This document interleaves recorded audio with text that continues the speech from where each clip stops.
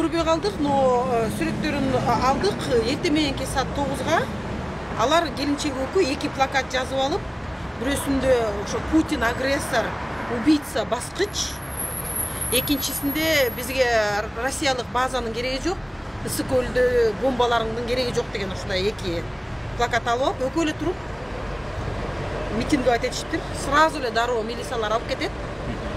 Ошол 2 сөздүн ичинде улут аралык кастыкты жаратуу деген тема барбы дегенде экспертизага жиберет.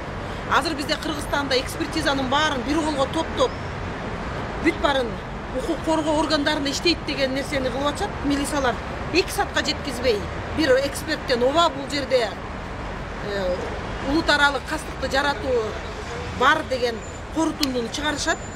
Андан кийин түптүз сотко барышат. Анткени үйдү тинтүүгө соттун уруксаты керек. Бул Путин жөнүндө ушунча жазып аткандан кийин, значит, бул Украинанын улутчулдары менен байланышы бар деп чыгышыптыр да. За связь с украинскими националистами депчи. Карабайсызбы биздин милициянын деңгээлин. Анан барып бүт үйүнүн баарын тинтейт, аяктан эчтеке таппайт. Бул өзүнчө активист. Бир нерселерди жазып, архивке кылып койгону менен эч кимге мындай зыяны жок деле киши болчу. Бүт үйүнүн баарын моомдой өйдөлдү кылып жасашат дагы. Анан саат 4-тө ошондо санкцияны алыптыр тинтүү жасаганга. 6-ларда кечки барып тинтүү кылышат. И саат 8-дерде уже тинтүүдөн кийин кеткенден кийин баласы билет, что акасы ата-энемди ушинтип РОВДге алып кеткен турбайбы деп. Анан биз саат 10-дордо эмеге бардык. 1-май РОВДге барсак, жок андай кишини бизге алып келген эмес, биз даже билбейбиз деди. Биз уже шаар боюнча издейlik деп баштадык. Анан момундай тергөөчү алып кеткен деп телефонун берди. Тергөөчүгө чалсак, ал 1-май районунда эле тергөө жүргүзүп, мына эртең менен саат 8:45-те киргизген. Биз кечки 10-до барганда ошол жерде отурган болушат. Адвокат берген эмес, эмнени обвинять эткенин айтышкан эмес. 4 сааттан ашык кармаганга укугу жок. Алардын баарын фиксировать эттик. 19 саат тамаксыз отургузуп койгон бул дагы жанагы кыйноого барабар. Ошо кыйноолорду алдын алуу мамлекеттик кызматтын улуттук кызматтын жетекчиси өзүнүн коллегасы менен келип колунан баягы кол жазмаларды алып кетти.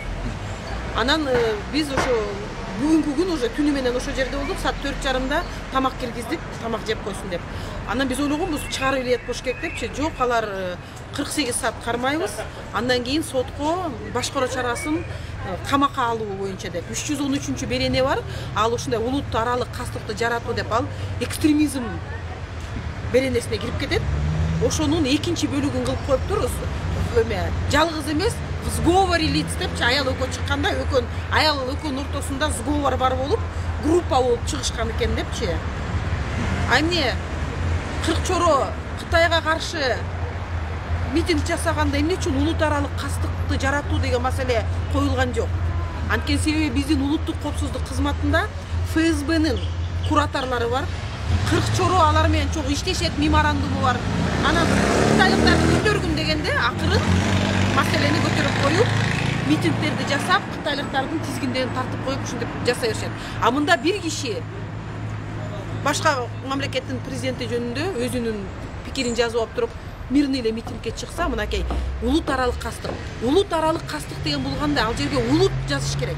Мисалы кыргыздар мындай, өзбектер мындай, орустар тигиндей, аларды минтиш керек деген призыв болуш керек.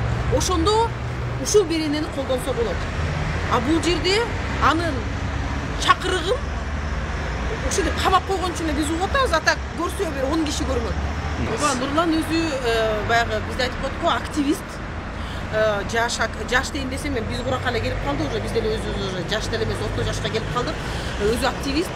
Биздин ушундай топто жанагы бажы биримдигине каршы турган тобубуз бар болчу. Биз айтканбыз, мынча шашылыш кирбегиле деп. Ошол топто активист болуп жүргөн. Анан бул деген мындай кээ бир билимсиз балдарды мындай бир нерсеге салып койсо кете беришет го. Андай балдардан эмес.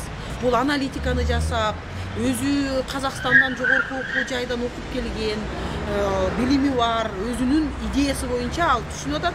Кыргызстан бүгүн Россиянын экономикалык жагынан да, саясий жагынан да оккупацияга кирип атканын. Ошон үчүн ал айтып атат, оккупацияга жол жок, бизге мындай агрессордун таасиринин кереги жок деп. Ошон үчүн бул бирөөнүн алдамчылыгына кирип алган эмес, бул өзүнүн пикири. А эмне үчүн Кыргызстанда өз пикирди айтканга дагы бүгүнкү күндө тыюу салынып атат деген маселе. Тынчтык митингге чыкты, эч кимдин жолун торогон жок. Жөн эле плакат кармап алып. Бул мен ойлойм, бул Кыргызстандын ошо эркиндигинин артка кайтышы, кайра мурунку заманда кайра кайтып келгендей көрүнүп атат да.